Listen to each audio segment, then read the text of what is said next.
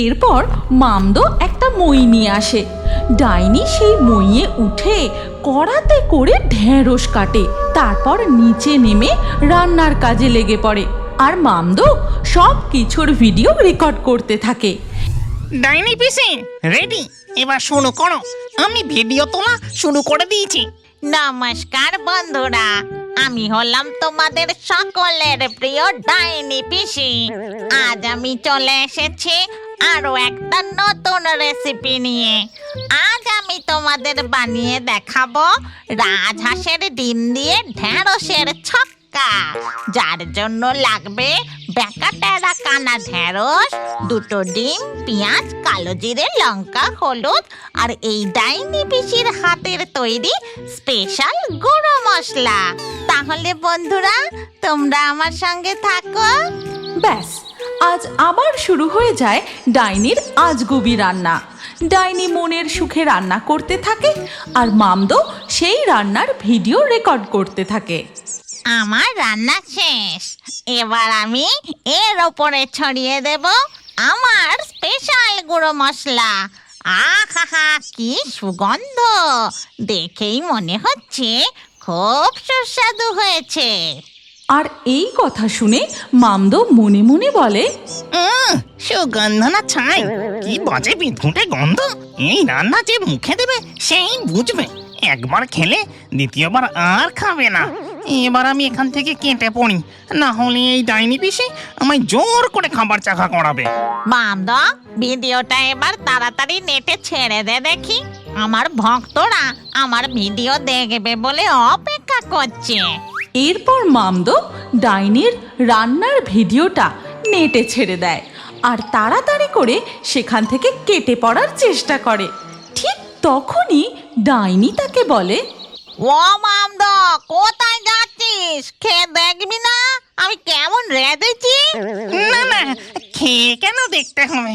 দেখেই তো মনে হচ্ছে খুব সুস্বাদু হয়েছে। তা বললে হয় নাকি? একটু খেয়ে দেখ না বাবা। তুই ছাড়া আমার আর কে আছে বল? তোকে খাওয়াবো না তো আর কাকে খাওয়াবো? নাছোড়বান্দা ডাইনি শেষমেশ মামদোকে রাজি করিয়ে ফেলে আর কড়া থেকে তুলে মামদো একটু খাবার মুখে দিতেই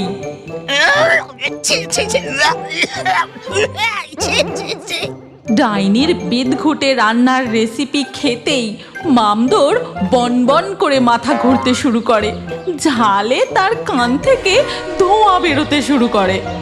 ওরে বাবা রে, আর একটু হলে তো আমি পটল তুলে মানুষ হয়ে যেতাম। উফ, আমি এই কান মলছি, আর নয়, আর কোনোদিনও ডাইনি পিসি তোমার রেসিপি আমি চাখবো না। এই কথা বলে মামদো সেখান থেকে চলে যায় আর ডাইনি মন খারাপ করে নদীর ধারে শ্যাওড়া গাছে গিয়ে বসে। আমার আর বড় রাঁধুনি হওয়া হলো না। যখন বেঁচে ছিলাম তখনও আমার রান্না খেয়ে সবাই ভিড়মি খেত, আর মরে গিয়েও আমার দ্বারা রান্নাটা আর হলো না। কপাল কপাল, সবই কপাল। এরপর ধীরে ধীরে রাত হয়ে যায় আর রাতারাতি ডাইনির ভিডিও হাঁসের ডিম দিয়ে ঢেঁড়সের ছক্কা ভাইরাল হয়ে যায়। লক্ষ লক্ষ ভূতেরা ডাইনির রেসিপি দেখে আর পরের দিন সকালে মামদো দৌড়তে দৌড়তে সেই খবর নিয়ে আসে। ডাইনি পিসি, ডাইনি পিসি, দেখো দেখো কি হয়েছে। কি হয়েছে কি? এত হাঁপাচ্ছিস কেন? ডাইনি পিসি, তোমার রান্না করা রেসিপি রাতারাতি ভাইরাল হয়ে গেছে।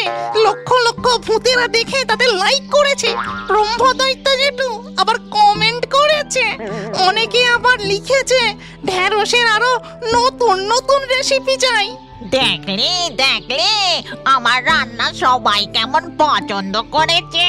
আর ওই রেসিপিটা খেয়ে তুই একেবারে তেলে বেগুনে নাচতে শুরু করে দিলি। যদি খারাপই হতো তাহলে কি এত সবাই দেখতো? ওরা তো শুধু চোখেই দেখেছে, খেয়ে তো আর দেখেনি। তাহলে ওদেরও একই হাল হতো। যাই হোক, তুমি আর দেরি করো না, আজকে চটপট একটা ঢেঁড়সের রেসিপি বানিয়ে ফেলো তো।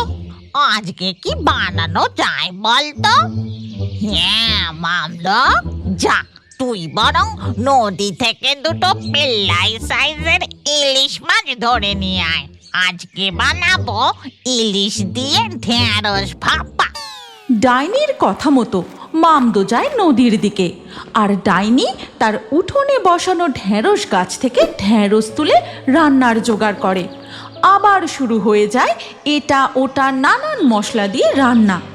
এবারের ঢেঁড়স ইলিশের রেসিপিও নেটে ছাড়তেই সেই ভিডিও ভাইরাল হয়ে যায়। এর পরের দিন সকালে মামদো আবার ডাইনি পিসির কাছে এসে, ডাইনি পিসি, তুমি এবার থেকে শুধু ঢেঁড়সের রেসিপি বানাও। সব ভূতেদের দেখছি তোমার এই ঢেঁড়সের রেসিপি খুব পছন্দ। ব্রহ্মদৈত্য জেঠু আবার কমেন্ট করেছে, নাইস ভিডিও অ্যান্ড বিউটিফুল ডাইনি। তাই শুনে ডাইনি মুচকি মুচকি হাসে। আর এইভাবে দিনের পর দিন ঢেঁড়সের রান্না করতে করতে ডাইনির উঠোনের সব ঢেঁড়স শেষ হয়ে যায়। এবার কি হবে রে মামদো? এবার আমি নতুন নতুন রান্না করার জন্য ঢেঁড়স কোথায় পাবো? আমার উঠোনের সব ঢেঁড়স তো শেষ হয়ে গেছে। সেটাই তো ভাবছি। ডাইনি পিসি, তুমি বরং ব্রহ্মদৈত্য জেঠুর কাছে যাও। জেঠুর কাছে তো অনেক সবজির চারা থাকে। জেঠু তোমাকে ঠিক সাহায্য করবে।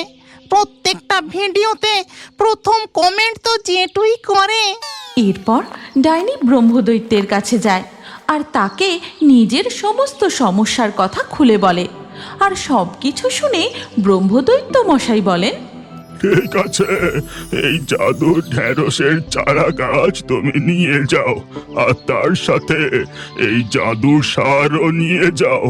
এই গাছ বসিয়ে জৈব সার গাছের চারিদিকে ছড়িয়ে দিও, তারপর দেখো কি হয়।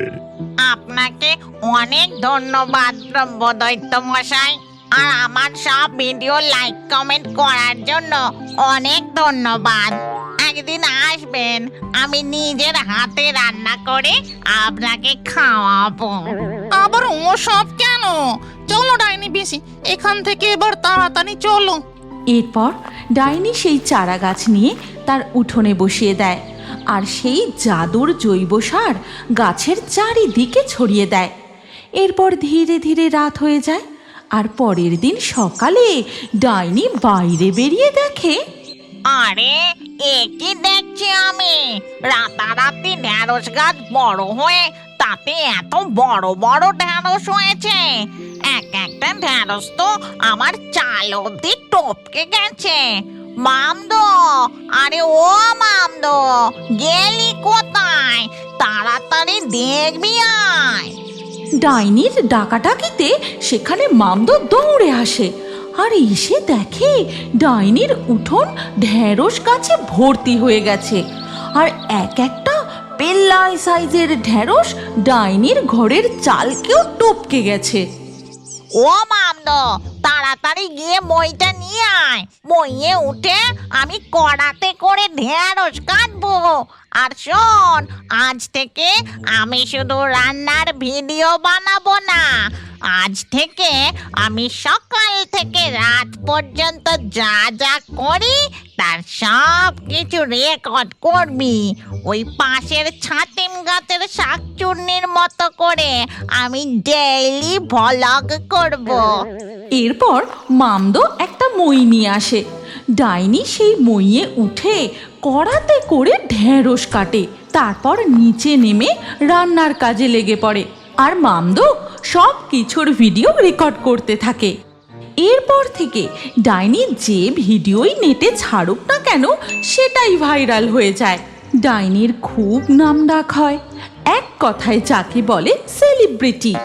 রাতারাতি ডাইনিকে সেলিব্রিটি হতে দেখে জঙ্গলের পেতনি শাকচুন্নিদের খুব হিংসে হয়। এই ডাইনি রান্নার জানে না, যে একবারে রান্না খাবে সে আর কোনোদিনও খাবারের মুখে তুলবে না। আর সেই আজে বাজে রান্নার ভিডিও কত ভূত পেতনিরা দেখছে, তারা তো আর জানে না যে ডাইনি ভালো রান্নাই পারে না। যা বলেছিস। আর এদিকে দেখ, আমরা কত কষ্ট করে ভিডিও বানাই, আমাদের ভিডিও তো কেউ দেখেই না। এই ডাইনি বুড়িকে জব্দ করতে হবে। শোন, আমার মাথায় একটা বুদ্ধি এসেছে। এর পরের দিন সকালে ডাইনি যখন তার রান্নার ভিডিও শুট করে, ঠিক তখনই পেতনি আর শাকচুন্নি জঙ্গলের বাকি ভূতেদের নিয়ে তার বাড়িতে হাজির। ডাইনি, ও ডাইনি, রান্না করা হয়ে গেছে বুঝি? দেখো দেখো, তোমার রান্না খাবো বলে আজ আমরা জঙ্গলের সবাই এখানে এসে হাজির হয়েছি। তাদের ডাকাডাকিতে ডাইনি বেরিয়ে আসে, আর এই সব কথা শুনে তার তো চোখ কপালে উঠে যায়, কারণ সে তো খুব ভালো করেই জানে একবার যদি এরা তার হাতের রান্না খায় তাহলেই তো। কি হলো ডাইনি, দাঁড়িয়ে আছো কেন? দাও, আমাদের সবাইকে খেতে দাও। ডাইনি খুব ভয় ভয় সবার জন্য খাবার নিয়ে আসে।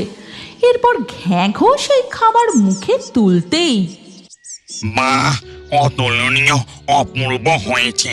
এমন সুস্বাদু ঢ্যাঁড়সের খিচুড়ি আমি এর আগে কখনো খাইনি। দারুণ দারুণ। এরপর পেতনি আর শাকচুন্নি ডাইনির ভাইরাল ঢেঁড়সের রেসিপি খেয়ে দেখে সত্যি খুব সুস্বাদু হয়েছে। এই দেখে ডাইনি নিজেও অবাক হয়ে যায়।